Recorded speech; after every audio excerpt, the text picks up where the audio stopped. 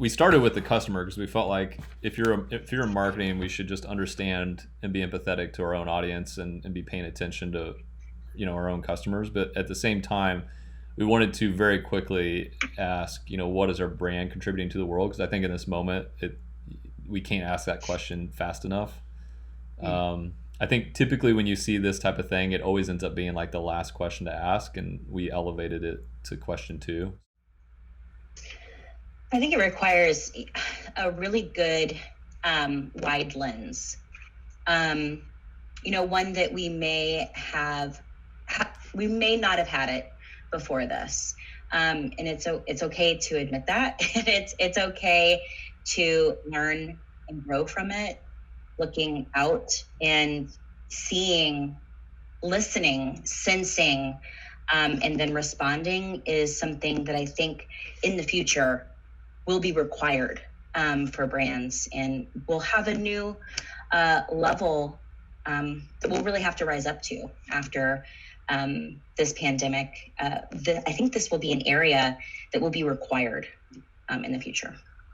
Yeah, it's interesting.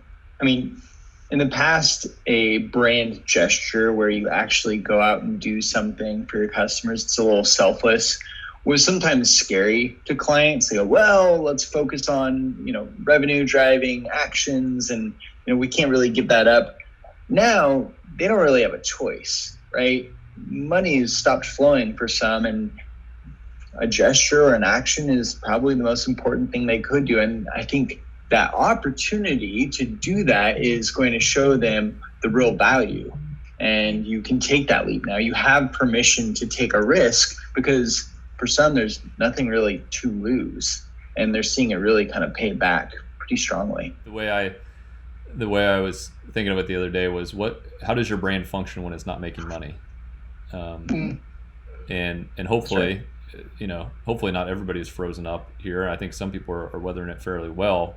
But still, when things, elevate to a level beyond just, transactions, how do you operate?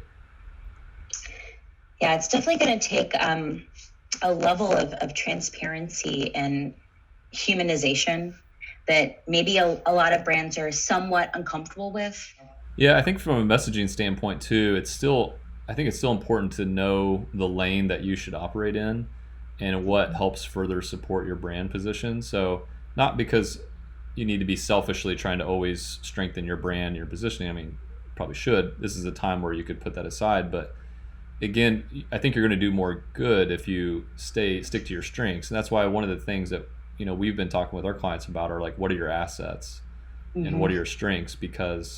And then what is the position that you can claim? Also, what's believable for people to respond to and say, yeah, this is great. That's an appropriate place for them to be. That's a great way for them to interact. But unavoidably, there's some who are going to kind of tiptoe into like the health world where they don't really have, a lot of authority or trust there, or tie themselves to a health crisis that they shouldn't be tying themselves to, and overstepping, what a brand should be doing.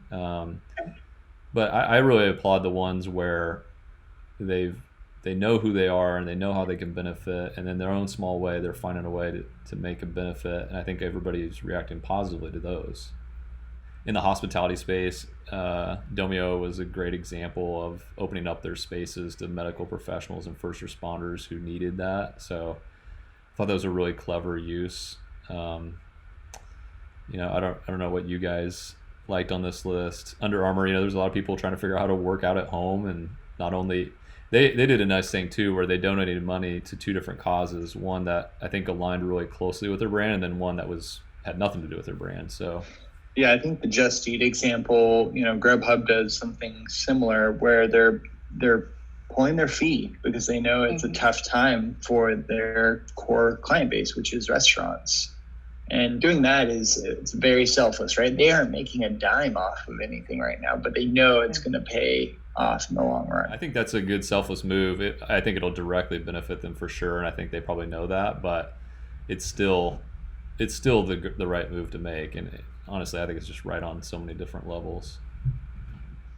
And I think U-Haul is really interesting because it's a really, I mean, again, a selfless thing to do, right? They're giving away 30 days, but it's also, I mean, I remember every single time I was broken down and somebody came to help me, right? And that kind of emotional need where you're in a tough place and somebody comes in and helps you out is really memorable.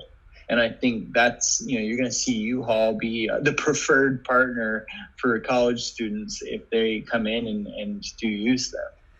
This is such an unusual event. I mean, the word novel, Paris used it earlier today when we were talking, and that it's so true. The thing I've been thinking about is some of the stuff that happens in this, let's just say, month or so. We're going to remember our whole lives, and Yep. and the way a brand interacts could very well be remembered for a long time because it's just such unusual circumstances. So Yeah. whatever stance or behavior you have could potentially be very memorable. That's right. I think back to, the question of the week we had internally about what we have gratitude for, what we're thankful for, and it was those surprise pieces of normalcy, right? Those offerings that made us feel normal in a time when things are very much not normal, that were heavily applauded, that creates the grounds of advocacy.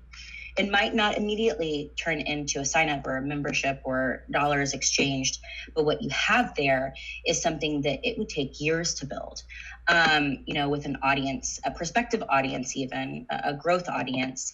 So I think the idea of creating something normal within something completely abnormal is an area in which all of these kind of fit in. We're doing out of the box things because we need to do out of the box things to make sure we have a foundation for our audience, for our customers. That's cool. I keep hitting the arrow button like I'm going to advance to the next slide. I do too. Is that a control issue?